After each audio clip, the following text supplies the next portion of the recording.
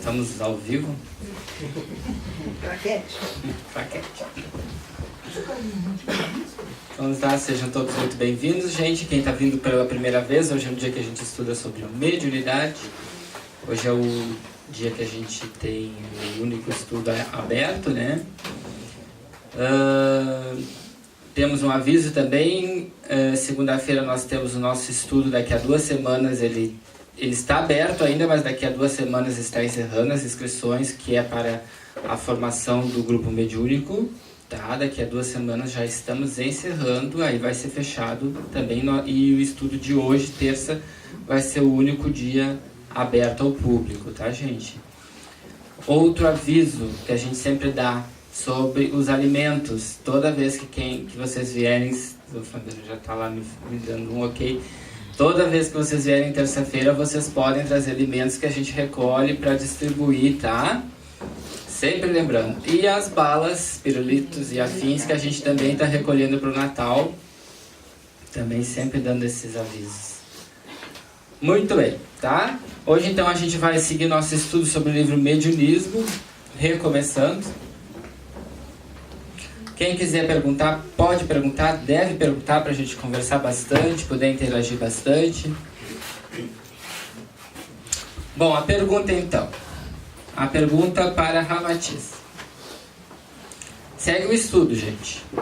No entanto, conhecemos alguns confrades, né, alguns colegas, que consideram bons médiuns e são bastante seguros em suas tarefas mediúnicas, mas que afirmam nunca haver lido uma página do livro dos médiuns, nem mesmo consultado qualquer outra de Allan Kardec. O que dizeis disso? No caso aqui, o médium está fazendo a pergunta para o espírito do Ramatiz, dizendo que tem alguns colegas médiuns dele ou de outros centros que são bastante seguros da sua tarefa mediúnica e nunca estudaram o livro dos médiuns, né? O que Ramatiz acha disso, de um médium trabalhador no espiritismo que não estuda? Lembrando sempre que esse livro foi escrito lá pela década de 70, gente. Aí Ramatiz responde: quanto ao ver médium bom e seguro, mesmo ignorando as obras de Kardec, não opomos dúvida alguma, pois o catolicismo, o protestantismo, a teosofia, o esoterismo, o budismo, o islamismo, o hinduísmo, o judaísmo e as instituições Rosa Cruzes e outras associações iniciáticas contaram em seu seio com magníficos médiuns de alto critério espiritual, mas alheios aos postulados espíritas. Óbvio, né, gente?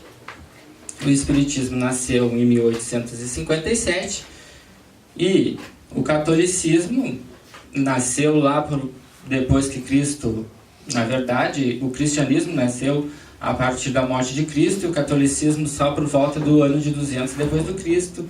O protestantismo lá na Idade Média e a teosofia são coisas muito mais antigas. Então, obviamente, não tinha espiritismo para ser estudado. Mas, mesmo assim, havia médiuns. Então, como é que eles podiam se mediunizar, podia ter comunicação mediúnica se não existia estudo? Por quê? Porque era possível isso acontecer, né? Senão não existia. Então o Ramatiz aqui está afirmando que é possível ter bons médiuns e seguros que realmente ignorem as obras de Kardec. O espiritismo é o conjunto de leis morais que disciplinam as relações desse mediunismo entre o plano visível, né, aquele plano que a gente enxerga, e o invisível, coordenando também o progresso espiritual dos seus adeptos. Então o espiritismo, então, ele além de ter as leis morais, que estão aqui no Evangelho, gente, que é o Evangelho que a gente sempre abre, é o 3º livro da doutrina espírita, onde tem as leis morais, que é o conjunto de várias passagens da Bíblia, da Igreja Católica. Aqui estão as leis morais que Kardec e os espíritos reuniram.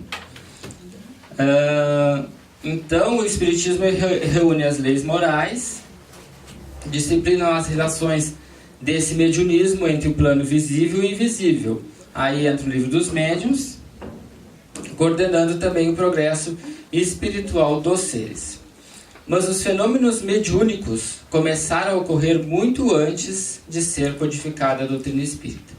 Isso todo mundo sabe, né? Já existiam as famosas bruxas que foram queimadas nas fogueiras da Inquisição. Vocês sabem, gente. Lá na época de Cristo, quantas pessoas não foram mortas?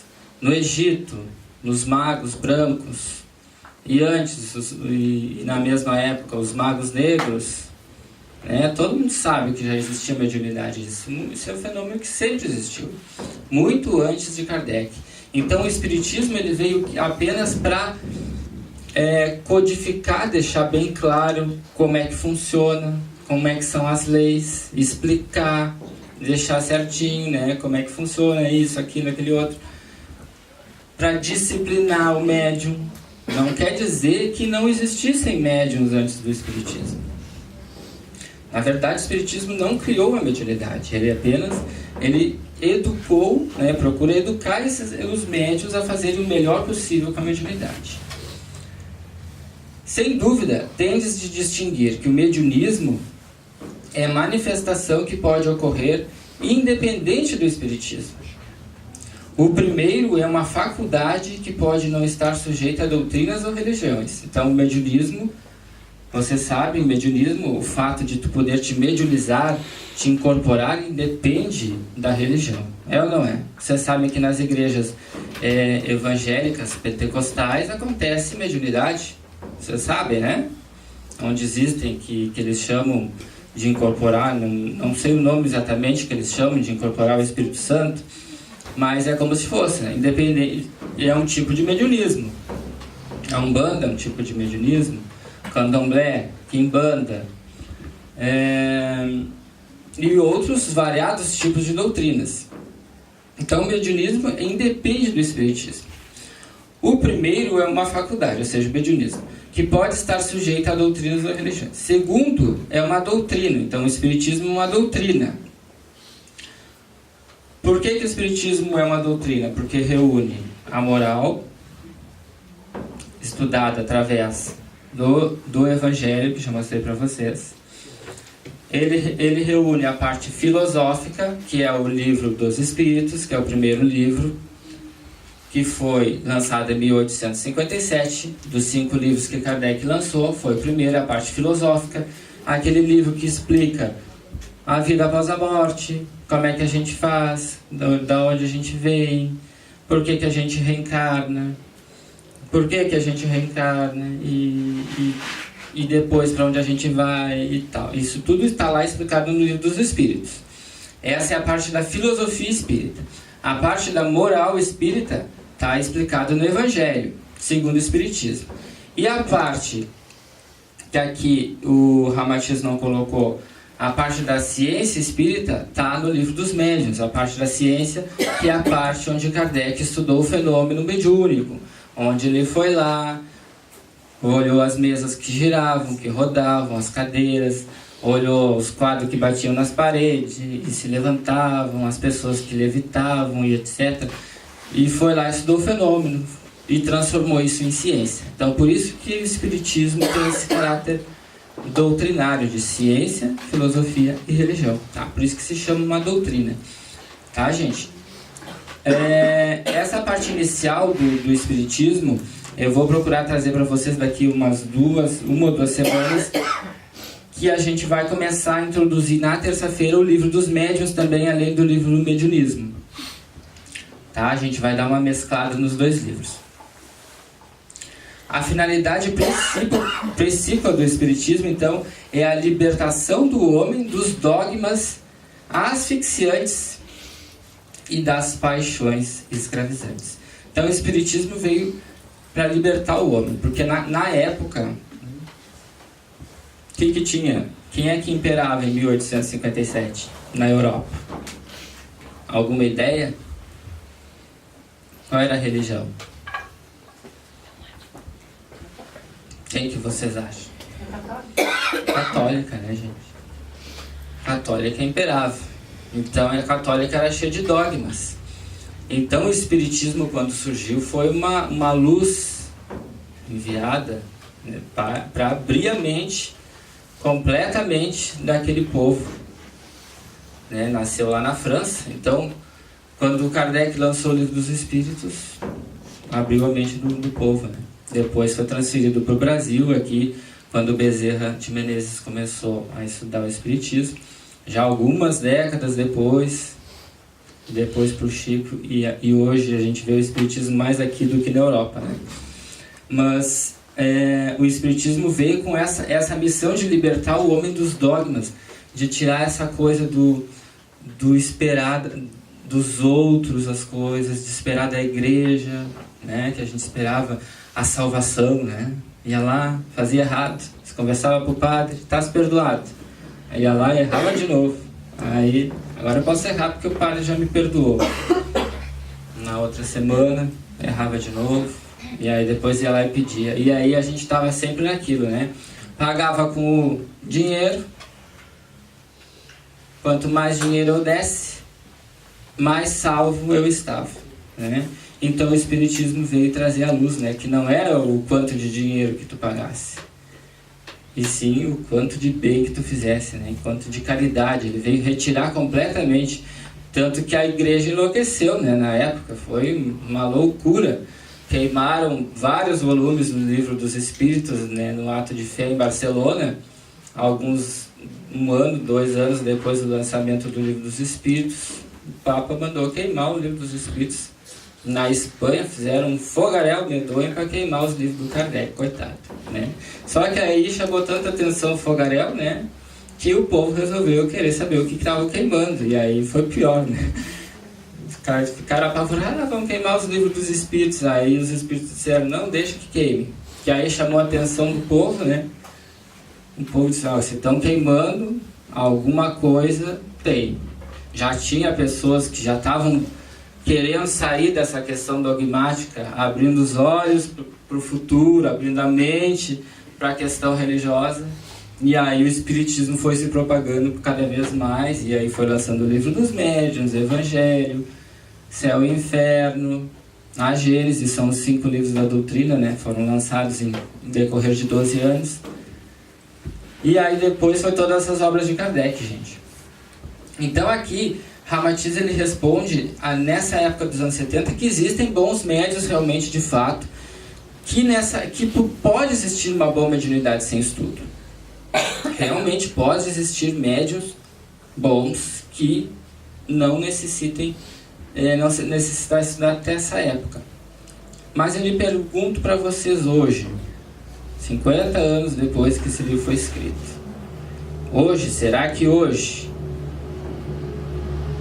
será que nós não necessitamos estudar? Será que hoje nós precisamos apenas conhecer a mediunidade? Ou nós precisamos saber mais algumas coisas além da mediunidade? Estudar sempre. Nunca se sabe. Nunca se sabe. Se tu só ficar incorporando um espírito inconsciente, digamos, uma vida inteira, não estudar, aí tu morreu. Como é que tu vai saber como é que é a vida depois da morte se tu nunca leu um livro dos espíritos, por exemplo? Nunca quisesse. E aí? Nunca pegou um romance da Zíbia Gasparetto, por exemplo, que morreu faz pouco, né? Morreu faz 2 semanas. Nunca pegou um livro do André Luiz para saber como é que eram os planos espirituais? Será que hoje não é necessário estudar? Não apenas na questão mediúnica, mas para a nossa vida, para a vida após a morte?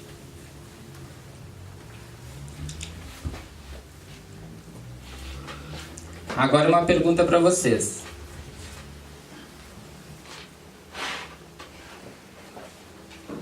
Até agora nós falamos de espiritismo. Sabemos que o médium espírita, para entrar numa reunião mediúnica, o coitado tem que estudar 5 anos, às vezes, né? Faz EDS, de CIES, de siglas com YJ e KMs, que não sei quantas siglas já inventaram de tanto curso que tem. E às vezes fica 5, 6, 7, 10 anos estudando. Sabemos, isso é fato, todo mundo sabe, né? Mas e o médium de Umbanda? Precisa estudar? Sempre. Sempre. Ligue para 0800 7001 quem acha que sim. Sempre tem que estudar. Sempre, né? Quem acha que não precisa? Que o guia já é o suficiente para orientar o médium? Alguém tem essa opinião? Até a gente sabe, a gente sempre repete que até algumas décadas atrás os médiuns, muitos médiuns umbandistas eram inconscientes. O guia incorporava, o médium completamente inconsciente não tinha noção nenhuma de tempo e espaço. Ele trabalhava, o médium saía do corpo, o corpo astral do médium se desligava, o guia tomava, entre aspas, se acoplava àquele médium, o médium não tinha consciência nenhuma do fenômeno e trabalhava ali durante 1, 2, 3, 4 horas. Ou seja, estudar ou não estudar, o fenômeno mediúnico praticamente não faria nenhuma diferença no fenômeno, porque ele está inconsciente, está trabalhando inconsciente, não sabe o que está fazendo, que diferença vai fazer se o guia está fazendo todo o trabalho? É ou não é? Só que hoje, a mediunidade, nós sabemos que os médiuns hoje, 99%, são semiconscientes, já não tem quase médiuns inconscientes. São semiconscientes, eles já estão meio que...